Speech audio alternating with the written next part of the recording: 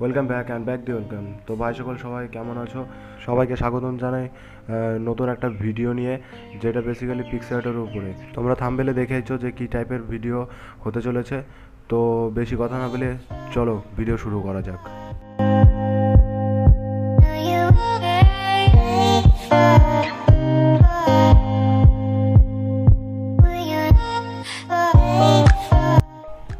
তো আমরা এখন পিক্সআর্টে চলে এসেছি। পিক্সআর্টে এসে আমাদের ব্যাকগ্রাউন্ডটা নিয়ে নিয়েছি, এবার অ্যাড ফটো করব। অ্যাড ফটো করে আমরা এখানে দুটো ফটো লাগাবো, বিকজ একটা ফটো তোমার ব্যাকগ্রাউন্ডের সঙ্গে থাকবে আর একটা ফটো আমাদের মডেল থাকবে। তো তোমরা দেখেছো থাম্বনেলে কীরকম টাইপের হতে চলেছে।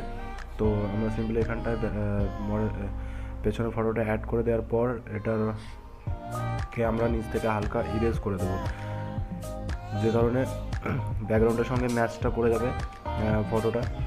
দেন ইরেজিং হয়ে যাওয়ার পরে এটা সেভ করে দেবো। সেভ করে দেওয়ার পরে ঠিক করে দেবো। দেন এখান থেকে আমরা আবার যাব অ্যাড ফটোতে। অ্যাড ফটোতে গিয়ে আমরা এবার মডেলটাকে অ্যাড করবো। যে মডেলটার ব্যাকগ্রাউন্ড আমি এগুলো সব আগে থেকে ইরেজ করে রাখি, কারণ তোমরা জানো ইরেজ করতে বহুত টাইম লাগে। আর তোমরা যদি চাও যে আমি ইরেজিং ভিডিও নিয়ে আসি, তাহলে আমাকে কমেন্ট করে নিচে জানাও, তাহলে আমি তোমাদের ইরেজিং ভিডিও কি মানে ইজিভাবে মানে কীভাবে ইরেজ করতে হয় সেটা আমি তোমাদের দেখিয়ে দেবো। তো আমাদের মডেল অ্যাড হয়ে গেছে। এখান থেকে আমরা হেয়ার পিএনজি অ্যান্ড কটা স্মোক পিএনজি অ্যাড করবো। আর দেন স্মোক পিএনজি অ্যাড করার মানে হলো, কারণ ব্যাকগ্রাউন্ডে যেহেতু স্মোক আছে, তো আমরা নিচটাও সেরকমভাবে স্মোক অ্যাড করে দেবো। তো মনে হবে যে মডেলটা স্মোকের ভেতরে দাঁড়িয়েছিল, আর বাট ছবি তোলা হয়েছে, সেরকম একটা ক্রিয়েটিভ স্টাইল লুক চলে আসবে। দেন আমরা এখান থেকে স্মোক অ্যাড করে দেওয়ার পর দেবো। আর তোমাদের একটা জিনিস সবসময় খেয়াল রাখবে, যখনই স্মোক পিএনজি ব্ল্যাকে থাকবে তখন তোমরা ব্লেন্ডিংয়ে গিয়ে স্ক্রিন করে দেবে, তাহলে দেখবে পারফেক্টলি বসে যাবে। দেন আমরা এখান থেকে হেয়ার পিএনজি লাগাবো।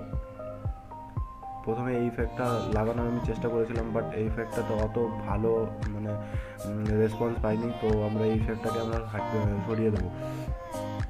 এখন মনে হচ্ছে আমি কাজ করছি, বাট কাজ করবো না। এটা এই ইফেক্টটাতে আমি ভেবেছিলাম ইফেক্টটাতে ভালো লাগবে দেখতে, বাট আমরা এই ইফেক্টটা রাখিনি। তো এখানে রিমুভ করে দিলাম। রিমুভ করে দেওয়ার পর আমরা শুধু হেয়ার পিএনজি যেটা আছে সেই হেয়ার পিএনজি আর আমাদের যে নিচে যে একটা টেক্সট আছে সেই টেক্সটের যে পিএনজিটা আছে সেই পিএনজিটা আমরা লাগাবো। দেন সিম্পলি ওই দুটো লাগানোর পরে আমরা সেভ করে দেবো। নিচে টেক্সট পিএনজিটা রাখার পর ওপরে গিয়ে হেয়ার পিএনজিটা সেট করতে হবে। আর হেয়ার পিএনজি সেট করার পর তোমরা জানোই যে একটু ইরেজ করতে হয়, কারণ যেহেতু আমার ফেসের উপরে এই পিএনজিটা সবসময় শ্যুট করে বলে আমি এই পিএনজিটাই ইউজ করি। তোমরা দেখেছো যতগুলো ভিডিও আছে সবকটা ভিডিওতে আমি একই হেয়ার পিএনজি ইউজ করি, কারণ এটা নিজে থেকে বানানো তার জন্য। তো এখান থেকে হয়ে গেছে আমাদের পিক্সআর্টের কাজ কমপ্লিট। তো আমরা চলে এসেছি লাইটরুম সিসিতে। লাইটরুম সিসি থেকে আমরা অ্যাড করে নেবো ফটোটাকে, যেটা আমরা পিক্সআর্টে এডিট করলাম। এডিট করার পর দেন আমরা এখান থেকে কিছু কালার কালেকশন করব। আর এই কালার কালেকশনগুলো তোমরা একটু ভালো করে দেখবে, হ্যাঁ, কারণ আমি যে এডিট করি কাইনমাস্টার থেকে, এবং আমি যে কথা বলি সেটা রেকর্ডিং হয় হচ্ছে তোমার স্যামসংয়ের একটা হেডফোনের মাইক থেকে। তো কথাটা অত ভালো বোঝা যায় না, আমি জানি না কেন, কিন্তু তোমাদের একটু অসুবিধা হবে। আমারও খুব খারাপ লাগে, তোমাদের প্রত্যেকটা কথা আমি ভালো করে বলে বোঝাতে পারি না। তো তার জন্য সরি, চেষ্টা করব আরও ভালো করার জন্য।